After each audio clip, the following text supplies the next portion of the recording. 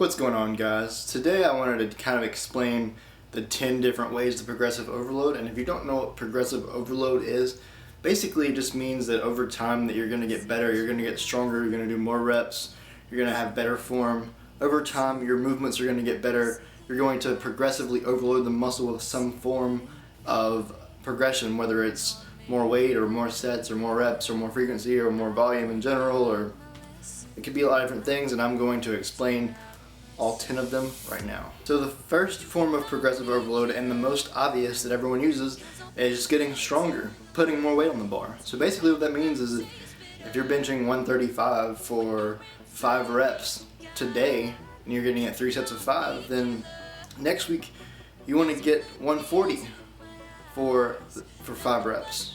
Or maybe next week you want to get 140 for 4, and then the week after that you want to get 140 for 5.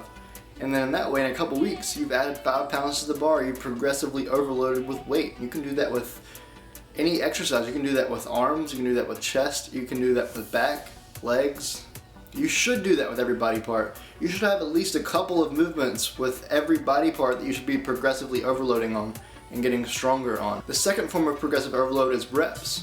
So you can take that same weight, 135, and say, okay, next week I want to get it for 6 reps. This week I got it for 5 reps, but next week I want to get 135 for 6 reps. And the week after that, maybe 6 reps again. The week after that, I want to get it for 7. A couple weeks after that, I want to get it for 8. In 3 or 4 months, I'd like to get 135 for like 10 reps. That would be progressively overloading with reps. The third way to progressive overload is volume, and that's overall volume. So that is weight times sets times reps. So you're upping the volume, and then after that you want to put some more weight on the bar, or do more reps, or do more sets, and that's just increasing the overall volume. Volume is weight times sets times reps. So that means you're increasing one of the 3 variables. You're increasing the weight, you're increasing the reps, or you're increasing the sets. You can mix and match and increase these different variables in order to progressively overload. Number 4 is form. And that basically means, like for instance on bench, if you're benching like this and your arms are going straight out, that is bad form. That is going to eventually hurt your rotator cuffs, and you're not going to get a really good pressing motion because you're not getting any power out of this. What you don't need to do this. What you need to do is bend your arms inward, and when you bench, come down like kind of like this. Keep your arms by your side, and then come back up like this. Never come out like this. So that's just an example, but by increasing your form, you're actually progressively overloading because you're getting better form, which means you're getting better muscle activation. You're also getting better neurological adaptation because your muscles are getting used to a better motor pattern. Your mind-muscle connection is getting used to a better motor pattern, so that's going to set you up for more weight, better sets, more reps, and that's a form of progressive overload in itself. Getting better form is a form of progressive overload. Number 5. Range of motion. So this should be pretty simple, but if you're benching and you're just doing like this, you're just doing like a quarter rep, and you're doing 300 pounds, what is that really doing? If you're doing 135 and you're going all the way, now you're getting a full range of motion, you're getting a full rep. There's no point in doing half reps, there's no point in doing quarter reps. I don't believe in either of those.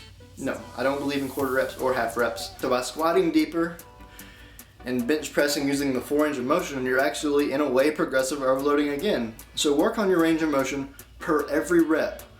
Working on the perfect range of motion for every rep is another form of progressive overload in itself, because if you pay attention to every rep, you'll notice that every rep is a little different. So the goal here is to get every rep looking as closely to the next rep as you possibly can.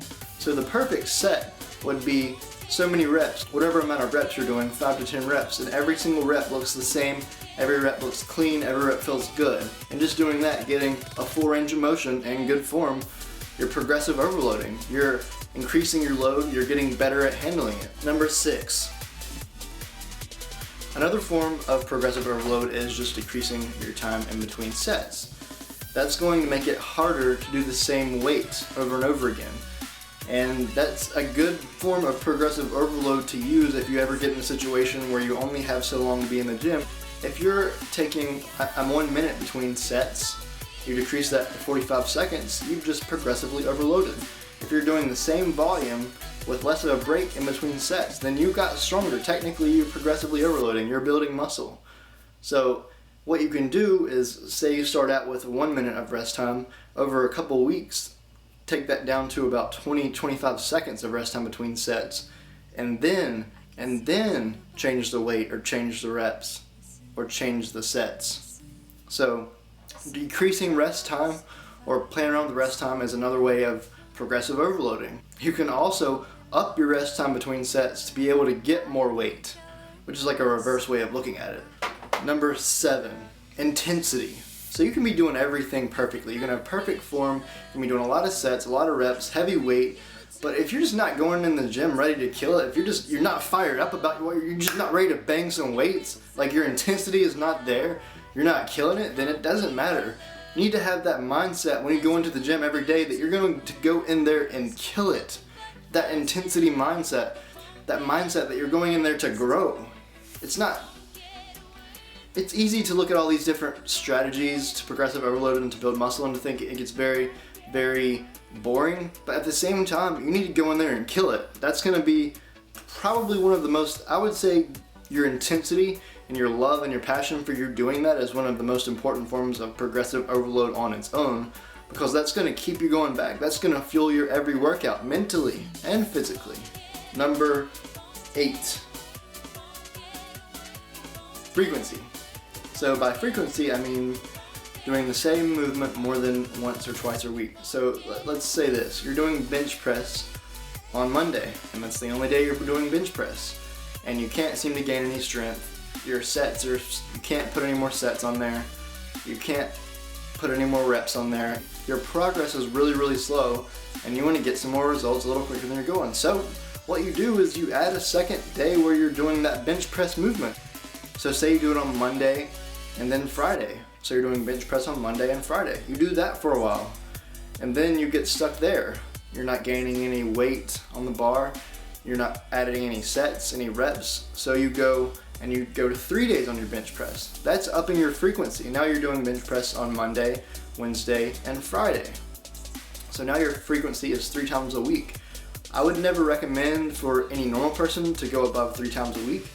But if you do get stuck on a certain plateau, you can up the frequency from benching once or twice a week to 3 times a week. Then boom, you're creating another way to progressive overload, changing the frequency of your exercises. And you can change the frequency on literally any exercise if you're looking to get stronger or build a certain muscle and you're concerned about that particular muscle group or that particular movement getting better. Number 9, adding relative strength. And this is a rather indirect way of progressive overload, but nonetheless it is progressive overload. So relative strength means the amount of weight you're lifting relative to the amount of body weight you have. So if you weigh 180 pounds and you're benching 315 pounds, and then you lose weight and you go down to 170 and you're still benching 315 pounds, then technically you have gotten stronger in relative relationship to your body weight. So your strength has stayed the same, your body weight has went down, which means relative to your body weight, your strength is now up. On the other hand, if you actually lose 10 pounds of body weight and gain weight on any lift, your relative strength just went way up, which means if you have lost that weight and you climb slowly back up to the body weight you were at, you'll be much stronger. So adding relative strength is another way of progressive overloading. So say you lose 20 pounds, you were 180 and you go down to 160, and you lose 5 pounds on your bench and it goes down to 310. It's not 315 anymore, it's 310, but you lost 20 pounds of body weight. Technically, you actually gained 15 pounds of relative strength. So you lost 5 pounds on your bench, but as far as relative strength goes, you progressively overloaded and you gained 15 pounds. So the neurological adaptation of your bench press has allowed you to gain strength. Probably didn't gain any muscle, or very, very minimal muscle, if at all, but you gained strength, which is setting you up in the long run to build more muscle. Number 10, tempo. So the tempo is basically what your reps look like. Let's take a curl. So on the bottom of the rep on a curl, you've got your concentric motion, which is you're curling up. You've got your eccentric motion, which is you're letting your arms fall back down. And then you've got your isometric portion of the movement. The isometric portion of the movement is the actual hold. So on a curl, the isometric portion of the movement would be right about here. So basically working on having the same tempo on every rep. So like, let's say a 1, 2, 3 count. So on curls, let's say 1, 2, 3. 1, 2, 3. 1, 2, 3. So basically that is a tempo.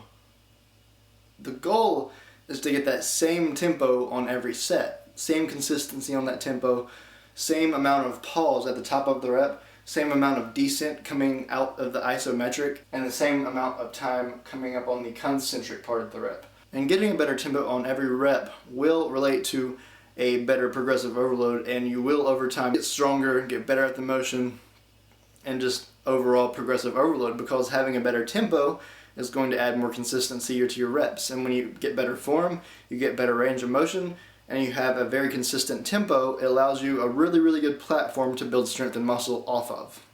I hope this helped, guys. I wanted to explain basically all the forms that you can use to build muscle. There's not just 1 or 2 forms to build muscle. You can use every single one of these 10 different ways to progressive overload in order to build strength and muscle. And with that, guys, hope you have a great day.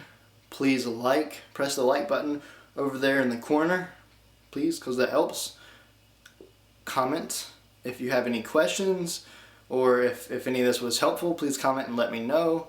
If there's anything else that you want to know about progressive overload, please comment, I will answer you. And subscribe if this was helpful. Thanks again, and all love.